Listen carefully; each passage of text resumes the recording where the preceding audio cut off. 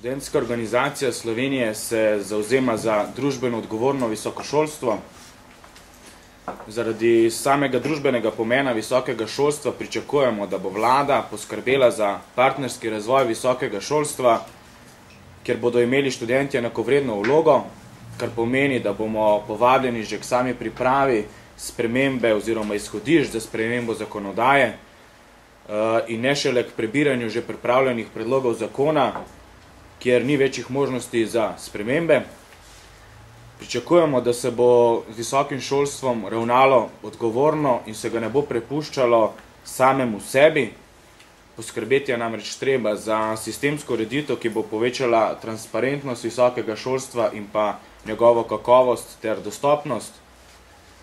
Zaradi nekaterih necelovitih oziroma zaradi necelovitega pristopa k spreminjanju visokošolske zakonodaje v preteklosti in pa škodljivih zakonodajnih sprememb bo potrebno urediti aktualne probleme s spreminjanjem zakona o visokem šolstvu. ŠOS namreč nasprotuje enostranskemu vpeljevanju nepreverjenih ukrepov na področje, ki ima poseben družbeni pomen. Spremembe je treba vpeljevati na podlagi poglobljenih analiz z jasno definiranimi cilji in z iskanjem konsenza med visokošolskimi partnerji.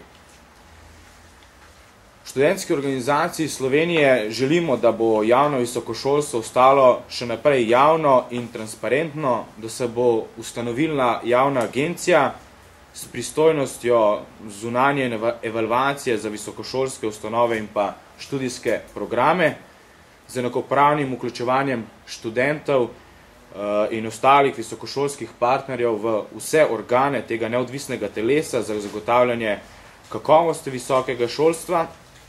Želimo tudi, da ima ta organ lastno razvojno in pa strokovno službo z zaposlenimi strokovnjaki za kakovost in za področje visokega šolstva. Prav tako pa je za študente pomembno, da je na nacionalni ravni vzpostavljen kredibilen, neodvisen sistem akreditacij za študijske programe in visokošolske zavode. Šolstvo je ponavadi med prvimi, ki jih prizadene zmanjšana gospodarska rast, vendar so takšni ukrepi nespametni, saj dolgoročno ne onemogočajo izhod iz krize. Nemčija je konec oktobra napovedala, da bo podvojila sredstva za šolstvo, do leta 2010 naj bi jih povečala na 10% bruto družbenega proizvoda.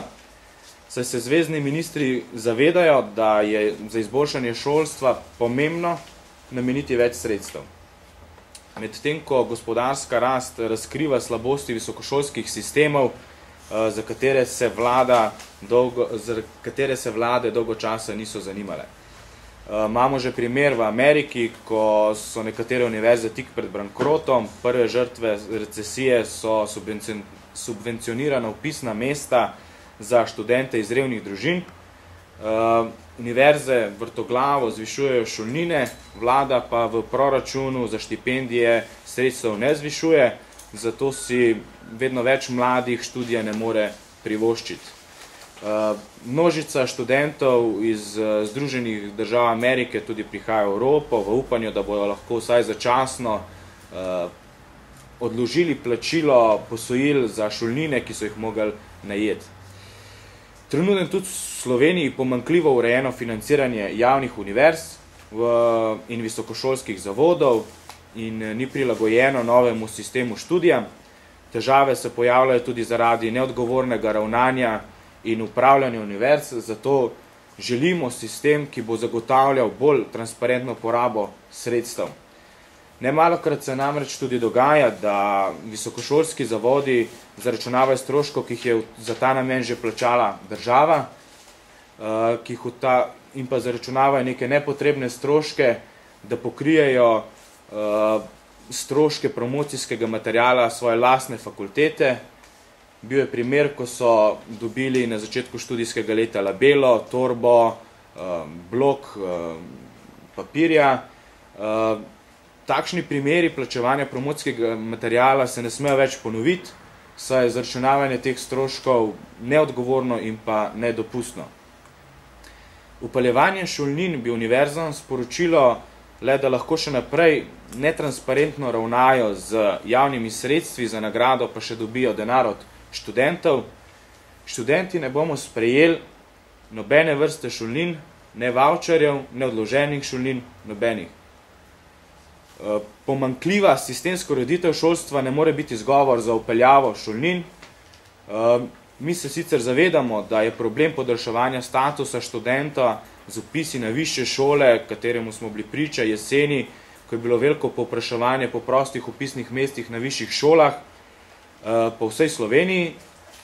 Zato predlagamo, da se uvede neko enotno evidenco vpisnih mest, ki bi to vrstne manipulacije preprečile.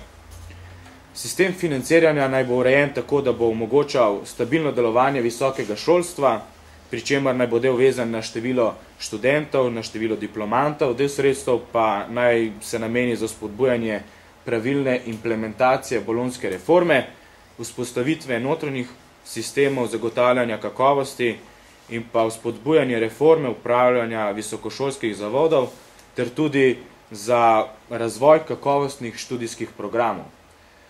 Od vlade Republike Slovenije pričakujemo, da bo povečala javna sredstva, ki so namenjena za visokošolstvo na vsaj 2% bruto domačega proizvoda, poleg sredstev za socialne transfere.